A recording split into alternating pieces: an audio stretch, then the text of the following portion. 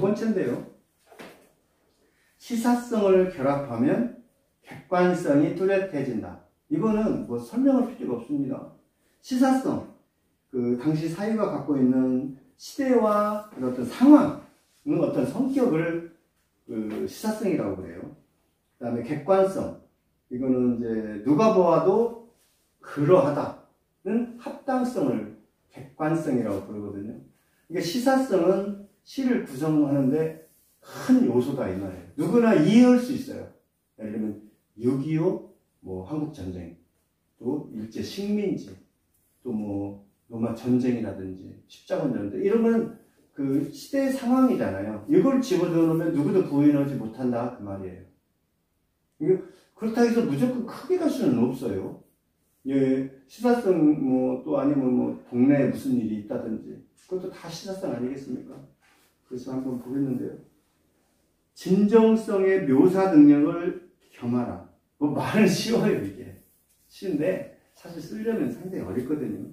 진정성이라는 것은 진실하고 참된 어떤 그 성질 아니겠습니까? 묘사는 우리가 시 쓰기 위해서는 아주 중요한 거잖아요. 묘사. 어떤 대상이나 현상 따위를 언어로 서술하거나 그림처럼 나타내는 거예요. 언어로서 말을 해주거나 그림처럼 그 회화성을 가진다는 얘기죠. 그게 묘사입니다. 묘사는 두 가지가 결합해서 되는 거죠.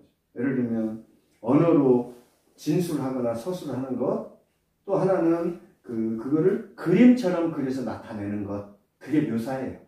네, 묘사는 크게 보면은 상당히 묘사를 얘기하면 어렵게 생각하거든요.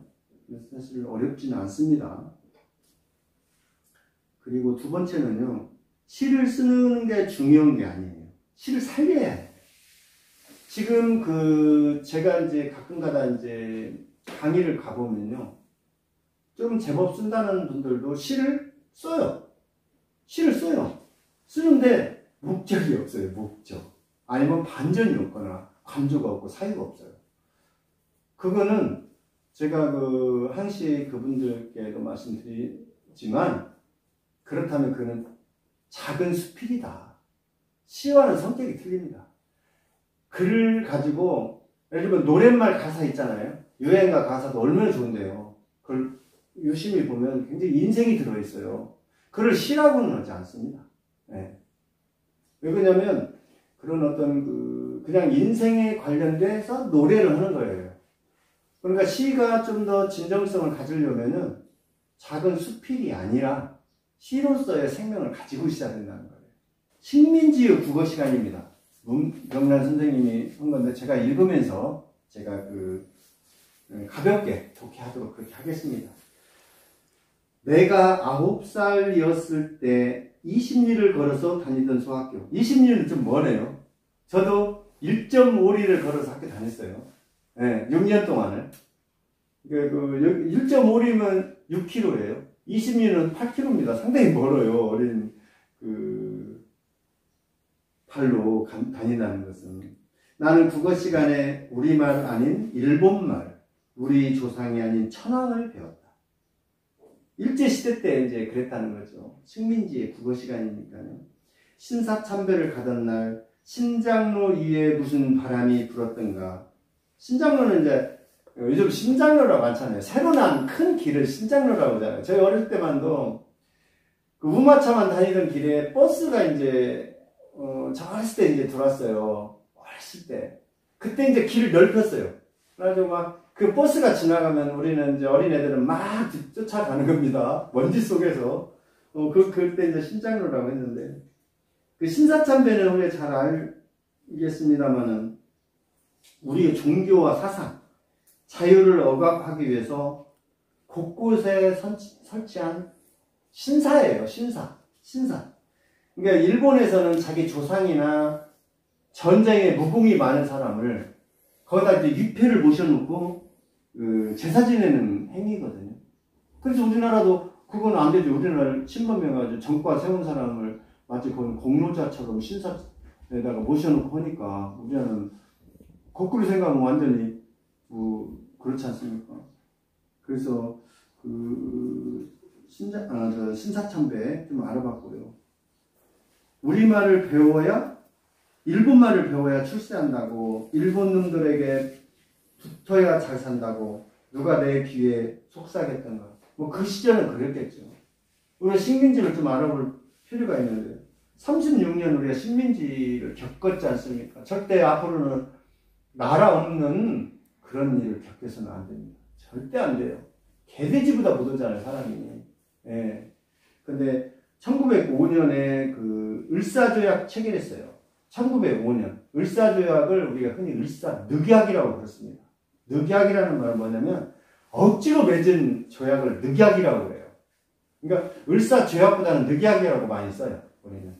근데 이제 이거는 너일 전쟁에서 이제 그 일본이 러시아를 이겨버렸잖아요.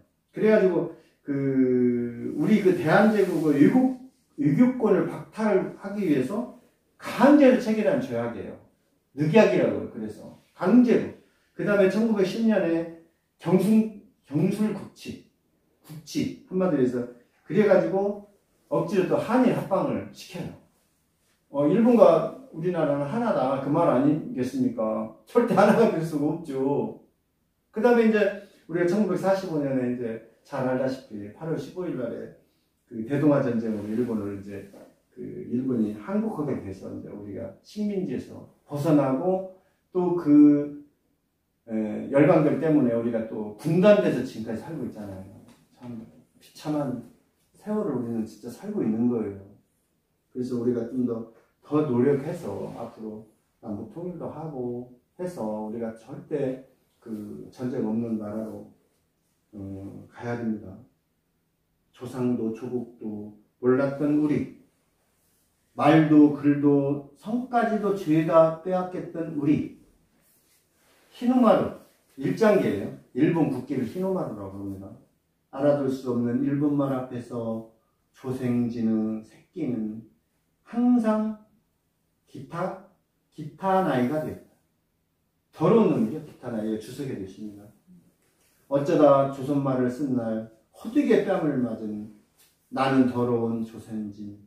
뺨을 때린 히야시 센세이는, 일본 선생은 왜 나더러 일본 놈이더라고 했을까?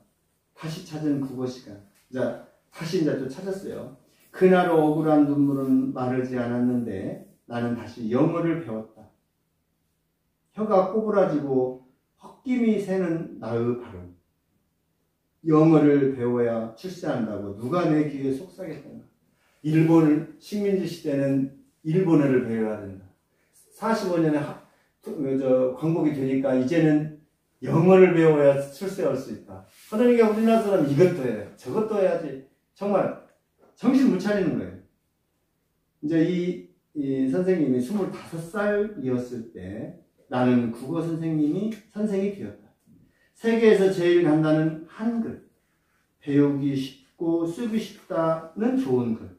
나는 배고픈 원문 선생이 되었다. 원문은 이 한글을 속되게 이제 말하는 겁니다. 지금 하야시 센세이도 없고 뺨 맞은 조생진 새끼의 눈물도 없는데 윤동주를 외우며 이육사를 외우며 나는 또 무엇을 슬퍼해야 하는가. 윤동주, 이육사 잘 알잖아요. 그러니까 우리나라 대표적인 정황 시인이에요.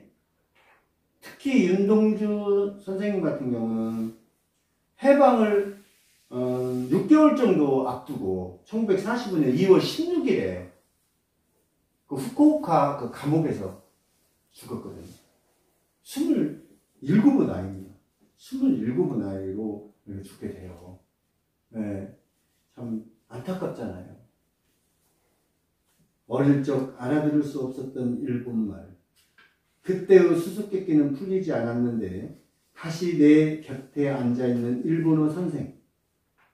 내 곁에 뽐내고 앉아있는 영어 선생. 어찌해 나는 좀 부끄러워해야 하는가. 근데 일본어 선생. 또 학교에 다 있었잖아요. 영어 선생님 뭐 지금 계속 있고요. 누군가 영어를 배워야 출세한다고. 내 귀에 가만히 속삭이는데 까만 칠판에 써놓은 윤동주 서시 한 점 부끄러워 먹기를 부끄러움이 없기를 바라는 글자마다 눈물을 흘리고 있다. 오, 슬픈 국어 시간이야. 이렇게 이제 썼는데, 이건 시대 상황이 너무 잘 나타났습니다. 네. 그래서 이제 그 일제 요즘도요, 그 친일 세력 때문에 상당히 좀 저항을 많이 받기도 해요. 일제 앞잡이가 되어 생을 부지한 지식인이 참 많아요. 네. 참 실로 개탄하지 않을 수 없습니다.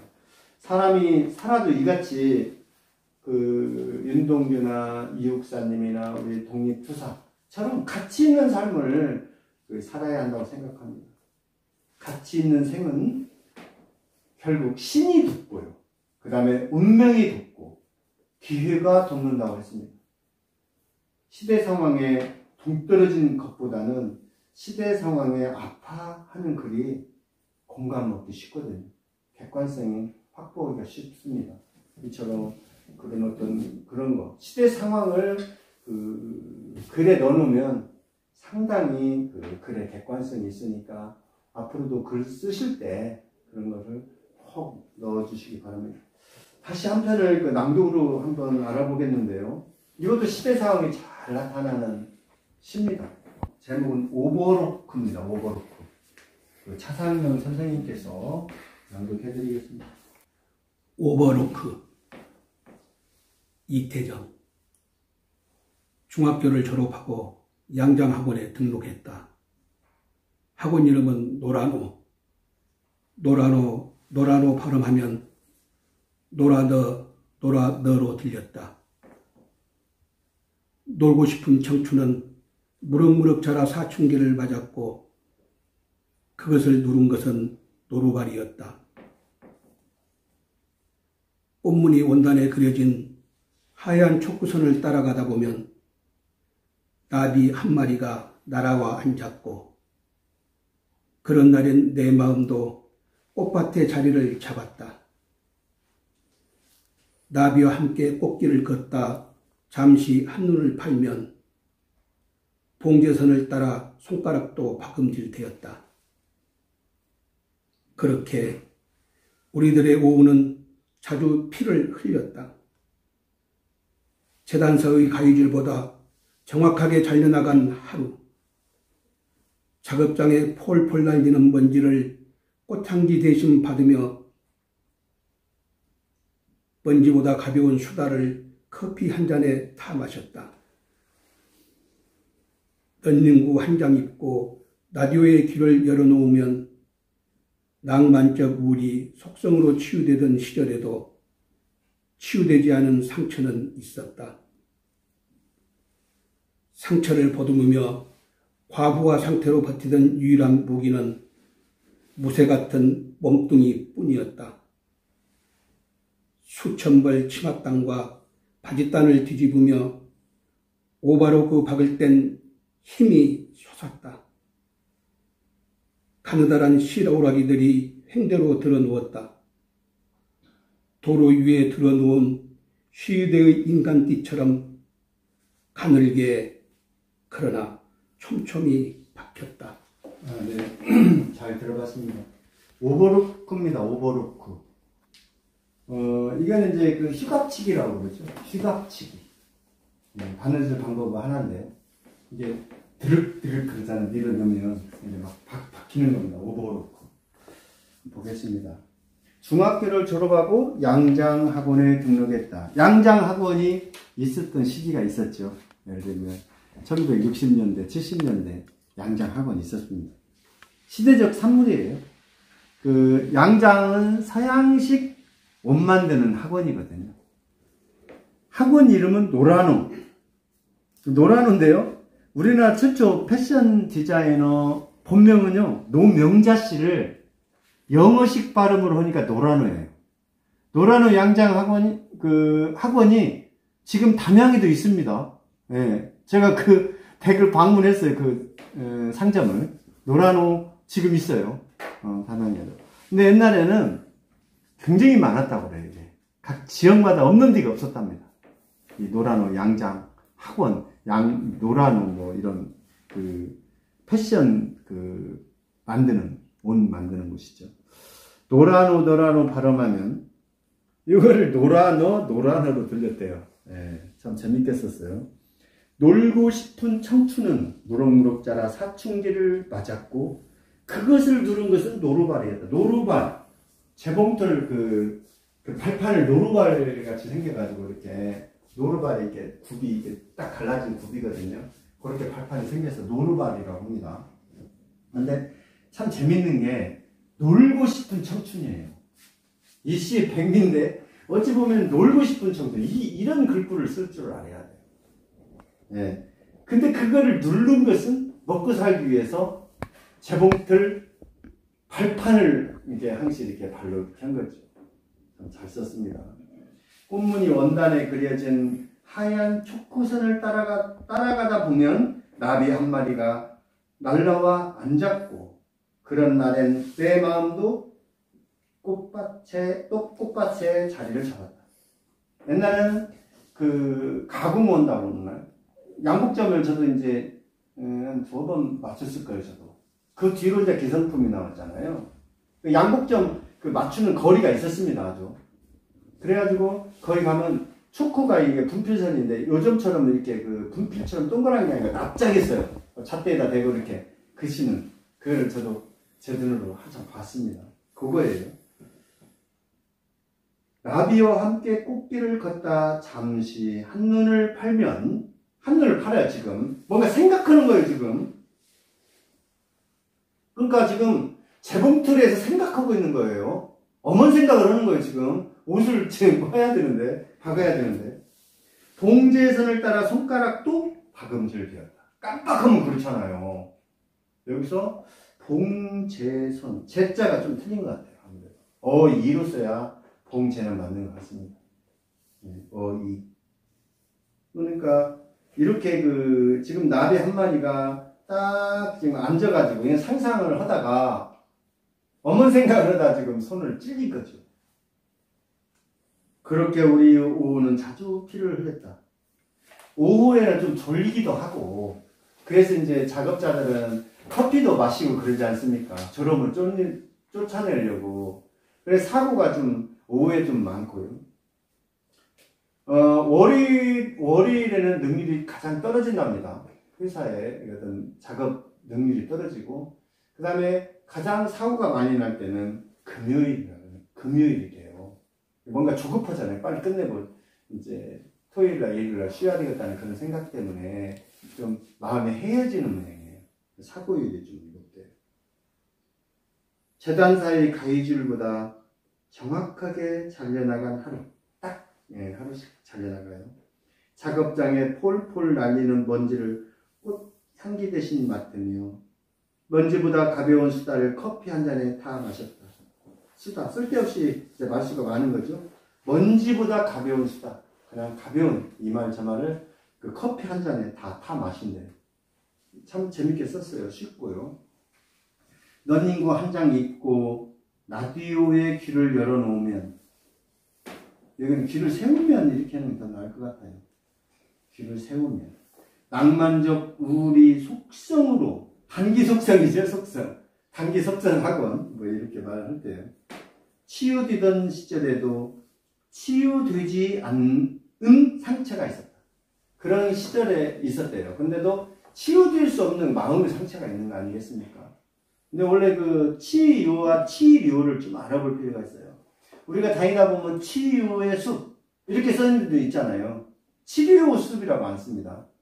치유의 숲이에요. 거기에 들어가면 낫는다 그 말이에요. 근데 이게 원래 치유라는 한자는요, 다스릴 치에다가 병 나을 유거든요. 이 과거를 얘기하는 거예요. 이게. 병을 나은 것을 치유됐다 이래 하잖아요. 치료됐다, 치유됐다. 치료는 병이나 상처를 낫게 하는 지금 현재 행위, 이걸 말하거든요. 근데 이제 치유의 숲은 어떤 형식으로 되냐면 그 과거가 아니고 이런 경우는 내가 그 숲에 들어가면 내 병이 낫는다. 현재도 나아서 돌아온다 그 말이에요. 항시. 그렇기 때문에 이 치유와 치료를 조금 더 구분할 필요가 있습니다. 상처를 보듬으며 과부하 상태로 버티던 유일한 무기는 무쇠 같은 몸뚱이 뿐이었다. 옛날에 그렇잖아요. 우리의 그 누나들, 공순이라고 했던 그 누나들이 정말 얼마나 많은 일을 했습니까? 각 집안의 장녀로 태어나거나 하면 자기 일은 배우지도 않고 자기 동생들을 위해서 정말 열심히 노력을 했어요. 그래서 우리나라를 이렇게 일으킨 겁니다. 한마디로 해서 그분들이 파도 간호사도 가고 뭣도 하고 막 그래서 이렇게 우리나라를 부강하게 만드는 그런 단초를 만들었어요. 기틀을 만들었습니다. 그런 희생정신이 없고서야 어떻게 이렇게 부강한 나라를 만들 수 있겠습니까? 그래서 그 만들기 위해서는 다른 거 필요 없어요. 일단 건강해야 되잖아요. 무쇠 같은 몸뚱이. 수천 벌 치맛단과 바짓단을 뒤집으며 오버로크 박을 땐 힘이 솟았다. 가느다란 시로라기들이 횡대로 드러놓았다. 횡대. 가로로 두르거나 이게 이렇게 하는 그 횡대예요. 횡대. 네. 뻗친 어떤 띠를 말하죠. 종대는 이제 세로로 이렇게 줄을 세우는 거고요. 이렇게. 횡대는 이렇게 세우는 겁니다. 가로로. 그래서 이제 횡대로 이제 드러놓았다. 이거는 뭐 그냥 이렇게 쓸 수 있습니다. 도로 위에 드러놓은 시대의 인간띠처럼 가늘게 그러나 촘촘하게 바뀌었다.